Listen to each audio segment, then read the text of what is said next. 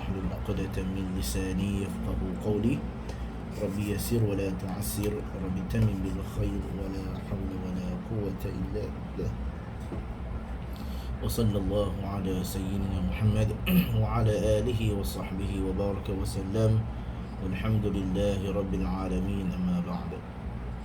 Alhamdulillah, InsyaAllah pada hari ini kita akan sambung sedikit, yakni bab yang khusus tentang tanda-tanda wakaf.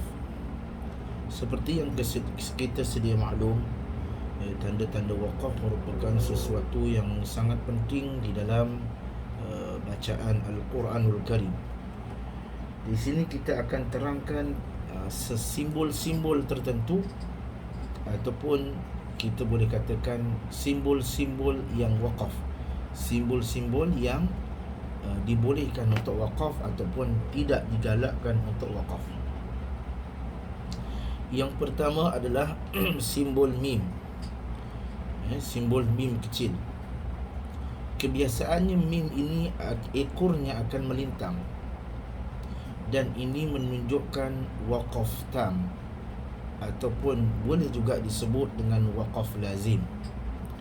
Biasanya di sini seseorang harus berhenti, ataupun lebih tepat lagi diwajibkan berhenti, ataupun diharuskan untuk berhenti padanya.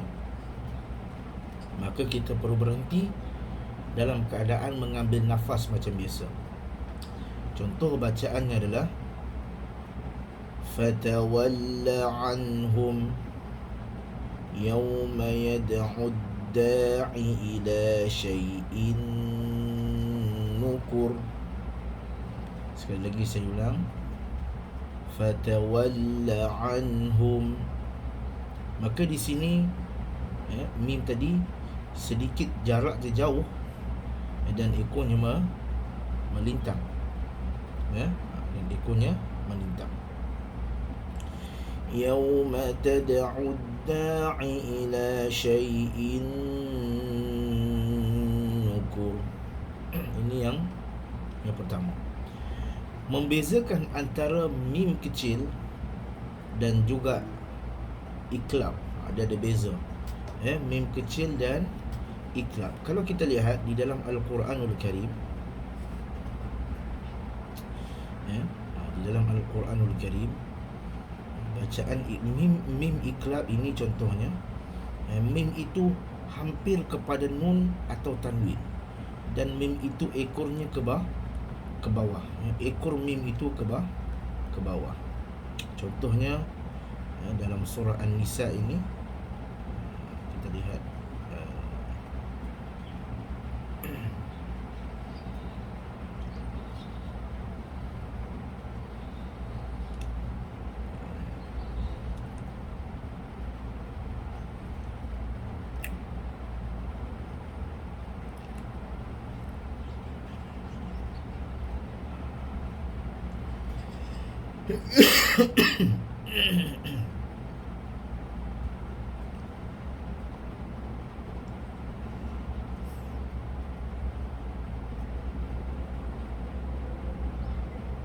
okey, ekornya akan ke bawah sedikit, dan dia hampir kepada huruf-huruf sama ada tanwin ataupun huruf nun. Ekornya ke bawah. Tetapi manakala bagi wakaf lazim ataupun wakaf tam, biasanya ekornya melintang sedikit, ekornya melintang, dan dia tidak kepada tanwin ataupun nun sakinah. Kat sini bermaksud kita kena berhenti padanya. Fatawalla anhum yawma yad'u ad-da'i ila shay'in nukur. Yang kedua, tanda jim bermaksud wakaf jaiz.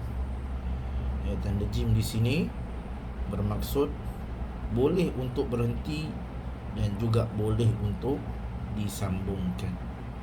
Cuma untuk kita rasa selamat ataupun untuk kita lebih menjaga nafas kita, maka berhenti lebih disyorkan.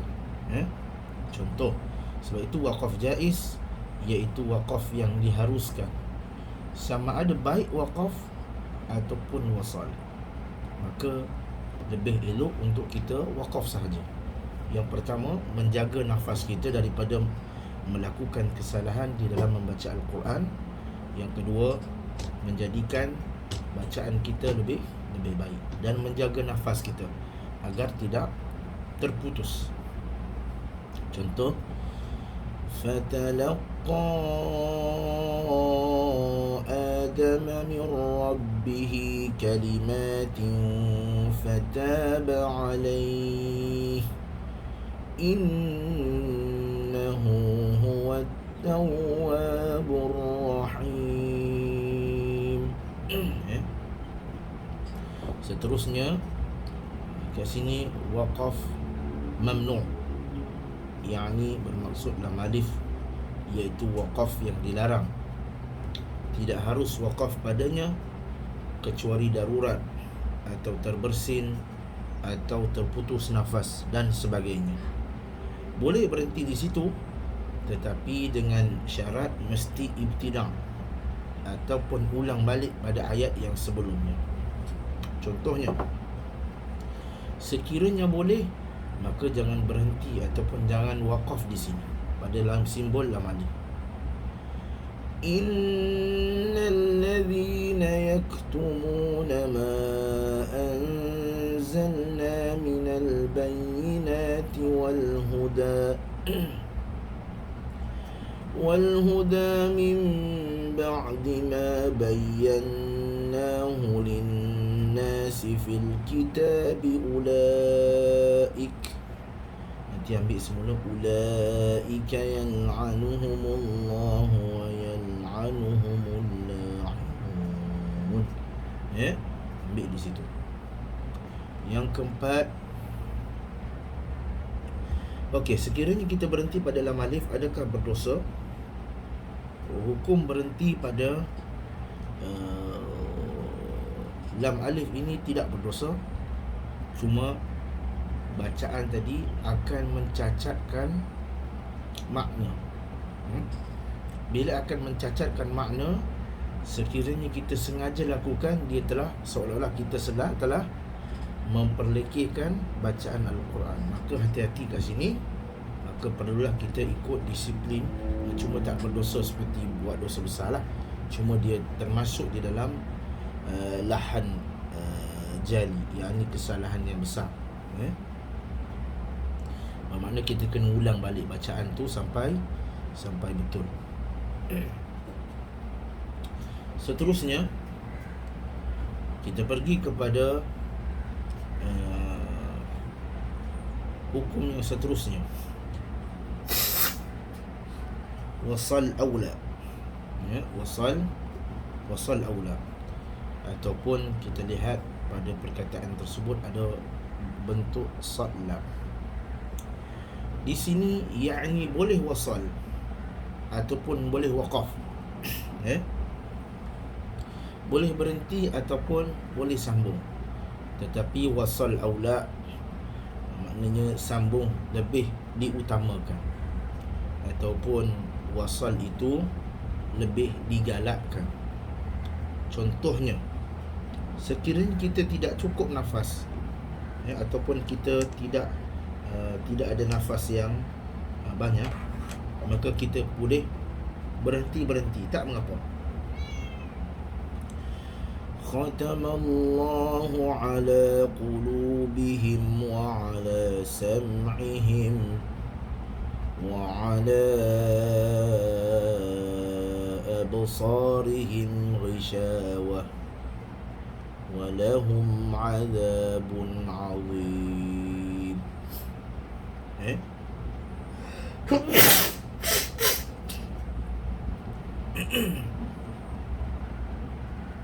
Boleh untuk berhenti. Tapi sekiranya kita ada nafas panjang, maka boleh kita sambung pada ketika itu. khatamallahu ala qulubihim wa ala sam'ihim wa ala absarihim ghishawah wa lahum azabun azim. Ataupun boleh habiskan terus. Contohnya, khatamallahu ala qulubihim wa ala sam'ihim wa ala absarihim ghishawatun wa lahum azabun azim. Boleh sambung teruskan. Dan seterusnya pada perkataan waqaf aula. Pada perkataan waqaf aula ini yang ini waqaf lebih utama, harus wasal padanya, tetapi waqaf lebih baik. Tetapi waqaf lebih baik.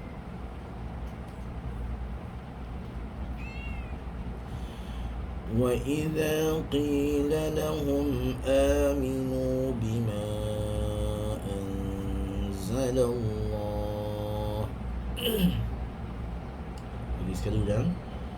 وَإِذَا قِيلَ لَهُمْ آمِنُوا بِمَا أَنزَلَ اللَّهُ قَالُوا نُؤْمِنُ بِمَا أُنزِلَ عَلَيْنَا ويكفرون بما وراءه وهو الحق مصدقا لما معهم. Maka di sini digalakkan untuk berhenti padanya. Sekiranya kita nak sambung, boleh tak? Boleh, tidak ada masalah. Dibolehkan juga untuk sambung.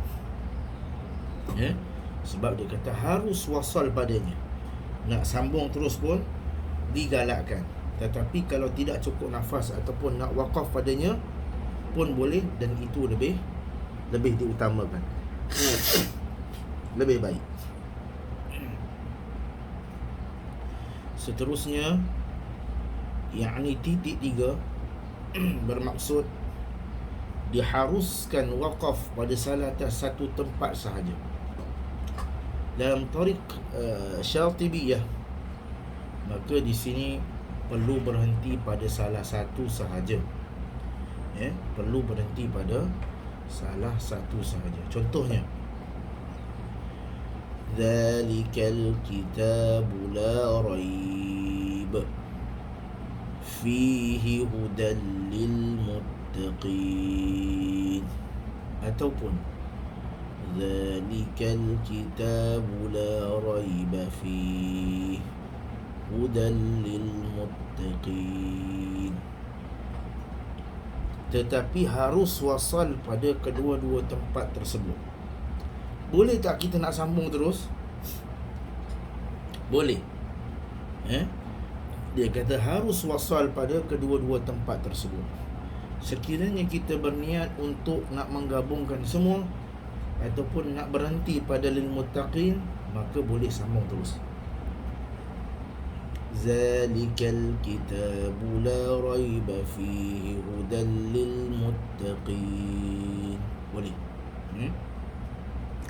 Cuma kebiasaan daripada kita akan berhenti pada salah satu daripadanya, yakni zalikal kitabu la raiba fihi ataupun zalikal kitabu la raiba. Boleh. Dua-dua boleh. Okey. Itu antaranya salah satu ataupun beberapa ciri-ciri, yakni tanda-tanda waqaf yang lain, yang mana kita perlu berhenti. Kecuali kalau kita lihat hanyalah waqaf pada lam alif sahaja. Waqaf pada lam alif sahaja yang tidak dikira sebagai waqaf yang digalakkan. Yang lain semua boleh berhenti. Nak berhenti. Satu lagi, yakni waqaf pada ra's ayah. Kat sini tak ditulis, cuma kita tambah lagi, yakni waqaf pada ra's ayah. Apa maksud ra's ayah? yakni waqaf pada kepala ayat. Contohnya kalau kita lihat, ni bermaksud satu, nombor 1, nombor 2, nombor 3, nombor 4. Ini bermaksud kepala ayat. Boleh tak kita nak baca sambung? Boleh. Bismillahirrahmanirrahim. Alhamdulillahi rabbil alamin arrahmanirrahim. Boleh.